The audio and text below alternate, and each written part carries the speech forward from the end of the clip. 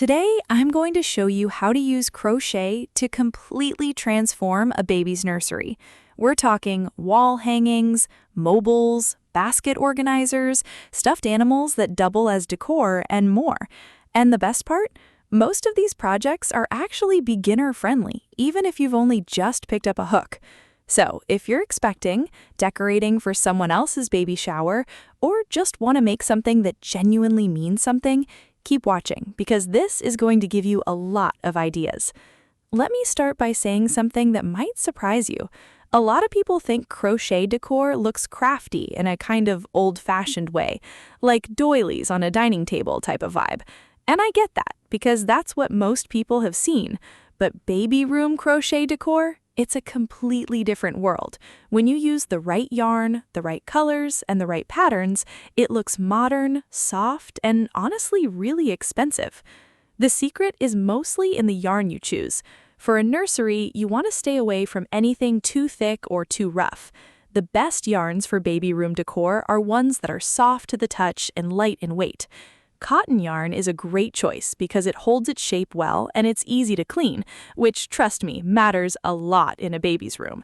Merino wool blends are also beautiful if you want something with a little more warmth and texture.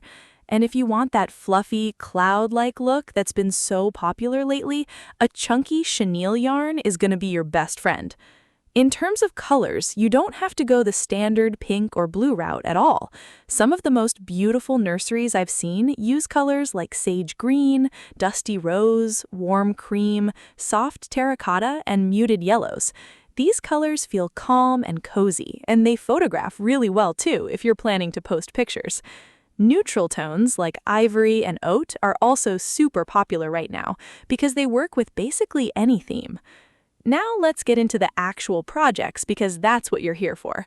The first thing I want to talk about is a crochet wall hanging. This is probably the single easiest way to add a handmade touch to a baby, and it makes a huge visual impact. A wall hanging basically hangs from a wooden dowel or a piece of driftwood, and it can be as simple or as detailed as you want it to be.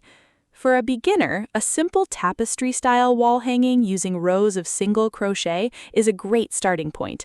You can add fringe at the bottom by cutting strands of yarn and looping them through the bottom stitches. That fringe detail alone makes the whole piece look so finished and intentional. If you want to add more texture, you can use a combination of stitches, like alternating between single crochet and bobble stitches to create little raised bumps across the surface. It looks like a lot of work, but it's actually very straightforward once you get the rhythm of it. For something a little more advanced, a crescent or rainbow-shaped wall hanging is incredibly popular for nurseries right now. You crochet a curved shape, stuff it lightly to give it dimension, and hang it on the wall. You can add stars or clouds hanging down from it on little strings of yarn, and the whole thing looks like something you'd pay $60 or $70 for in a boutique shop. The next project is a crochet mobile. Now this one is a little more involved, but it is so worth it. A mobile hangs above the crib and gives the baby something to look at, and it also adds so much charm to the overall room.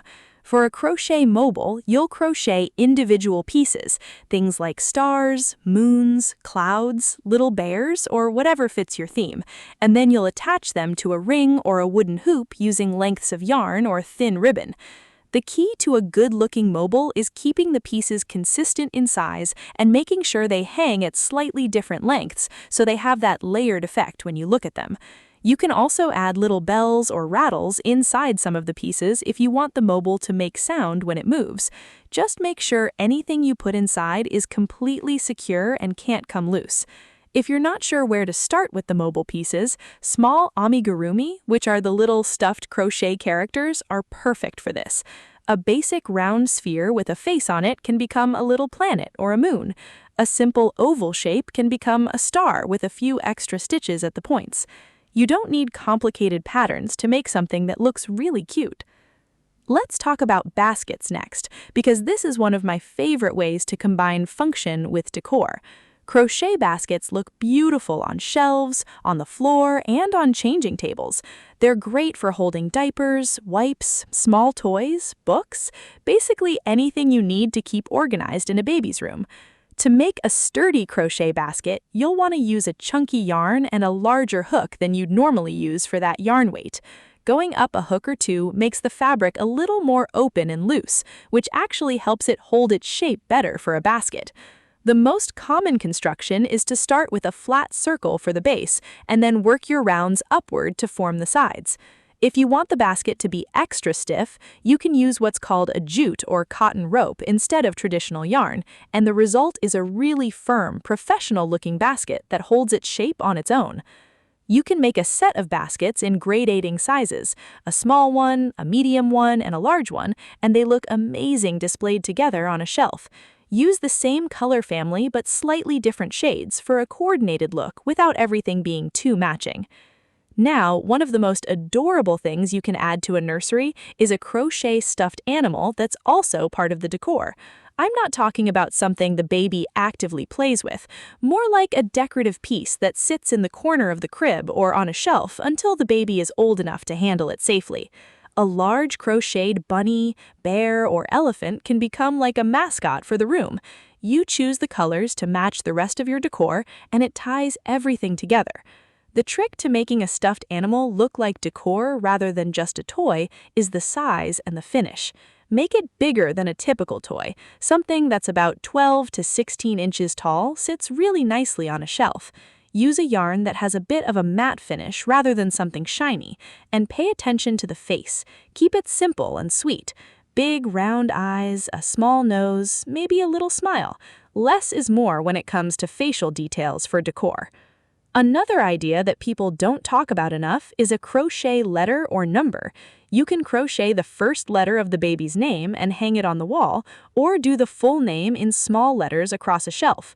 These are made by crocheting a flat panel in the shape of each letter, stuffing it lightly, and then either hanging it or standing it up with a bit of wire support inside.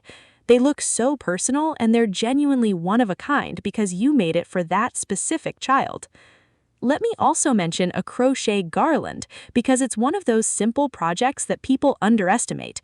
A garland is just a series of small crocheted shapes: stars, hearts, pom-poms, flowers, little flags, connected by a length of yarn or twine. You hang it across a wall, above the crib, along a mantle, or draped across a shelf, and it adds movement and color into the room instantly. A garland is also one of the most beginner-friendly decor projects there is, because each individual piece is tiny and simple. You can make the whole thing in an evening while watching your favorite show. If you want to take the garland idea a bit further, try making a large crochet cloud with small raindrops hanging down from it. Each raindrop is just a small oval or teardrop shape, and you attach them to the cloud at different lengths. Hang the whole thing from the ceiling above the changing table or in a corner of the room, and it looks absolutely magical. I also want to mention rugs, because a crochet rug on the floor of a baby's nursery